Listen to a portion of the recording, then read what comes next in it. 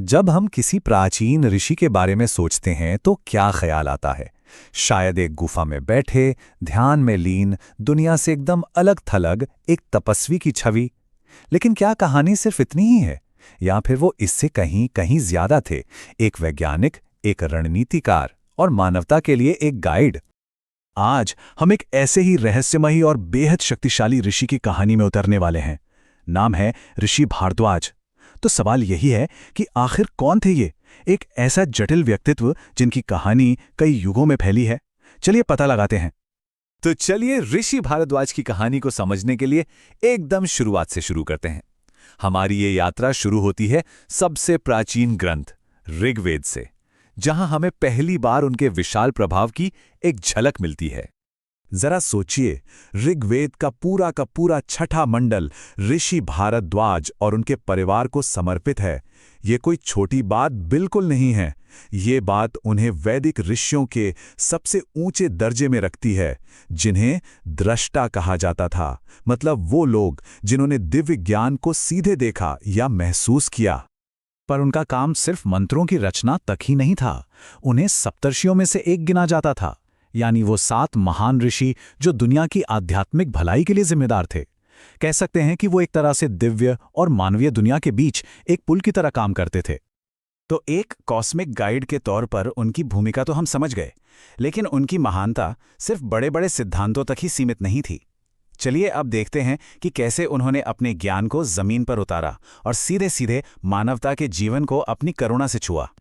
त्रेता युग की बात है। जब भगवान राम वनवास में थे तो वो भारद्वाज के आश्रम पहुंचे। ऋषि भारद्वाज ने न सिर्फ उनका एक पिता की तरह स्वागत किया, बल्कि एक बहुत ही जरूरी रणनीतिक सलाह भी दी।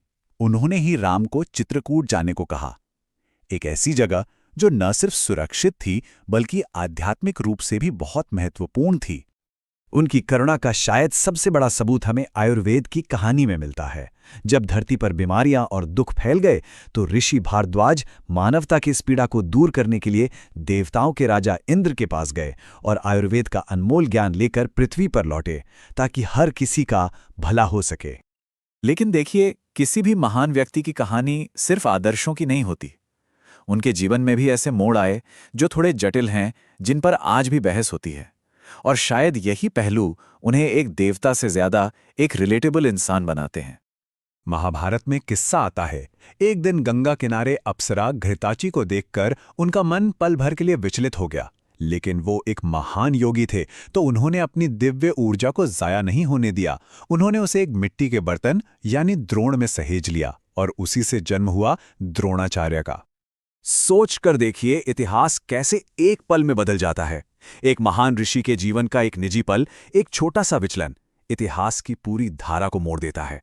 उनके उसी एक पल ने इतिहास के सबसे महान शस्त्र गुरु को जन्म दिया, और फिर उसी गुरु ने उन राजकुमारों को शिक्षा दी जिनके बीच महाभारत का वो भयानक युद्ध हुआ।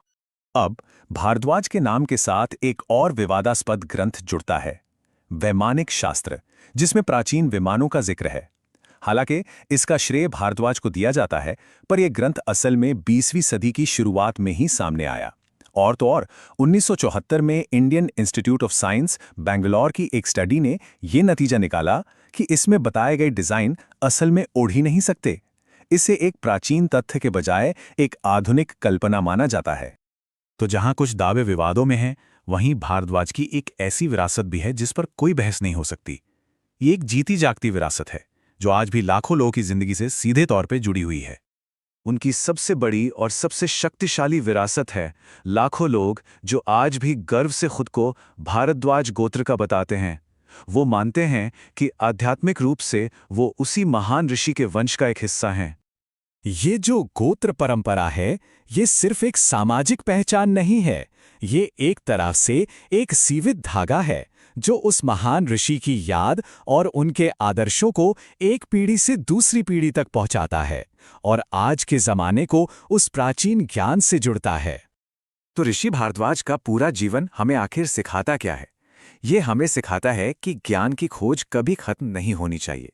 ये हमें आध्यात्मिकता और दुनियादारी की जिम्मेदारियों के बीच एक बैलेंस बनाने की कला सिखाता है। ये हमें करुणा और सेवा की शक्ति की याद दिलाता है और ये विश्वास दिलाता है कि हम सबके अंदर बहुत बड़ी क्षमताएं छिपी हैं। आखिर में उनकी कहानी हमें यही सिखाती है कि हमारी असली विरासत हमारी जमा की हुई चीज़ों में नहीं, बल्कि हमारे योगदान में है, हमारे विचारों में, हमारे मूल्यों में, और उस असर में है जो हम दूसरों की जिंदगी पर डालते हैं। भारद्वाज ने ज्ञान और करुणा की विरासत छोड़ी, और शायद इसीलिए वो आज भी अमर हैं। ऋषि भारद्वाज की कहानी असल में इंसानी क्षमता की कोई सीमा न होने की कहानी है।